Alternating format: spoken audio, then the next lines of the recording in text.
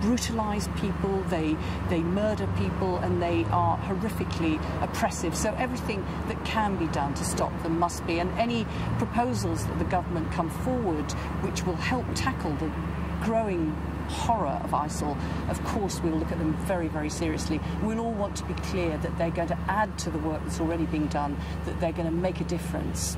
Well, unfortunately, ISIS seemed to grow stronger when they were targeted last year by the American Air Force and the Allies. And they seem to attract sympathy for being maybe an underdog, maybe the target of Western intervention. And so many people who have grievances there defected or supported ISIS. And I think that ISIS, unfortunately, seems to be growing stronger the more we attack it. So I think the best way to deal with ISIS, and I just think the best way to deal with the region, is for us to stop intervening there. This is now, so this would be then the fifth attack that the British Air Force has done in the region in the last 100 years. We should stop intervening in that region and let the people of that region solve their problems themselves and deal with the dictators and tyrants and brutal groups there themselves.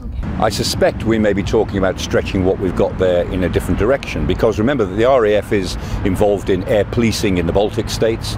It has to react to challenges to British airspace. The Russians are increasingly sending bear bombers trundling down the channel. We have to be seen to react to that. So they're already doing 3 missions, and it's stretching them. They've only got 7 squadrons to play with. So it'll be surprising to me if they devote a lot more air power to this. They might beef it up a little bit, but we're talking about single numbers of aircraft here, not whole squadrons.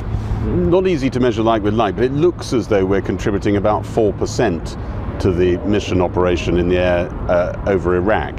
So if we're 4% of the operation in Iraq and we're not extending the amount of kit we're sending there, we're going to be something like 2% to 2 different projects.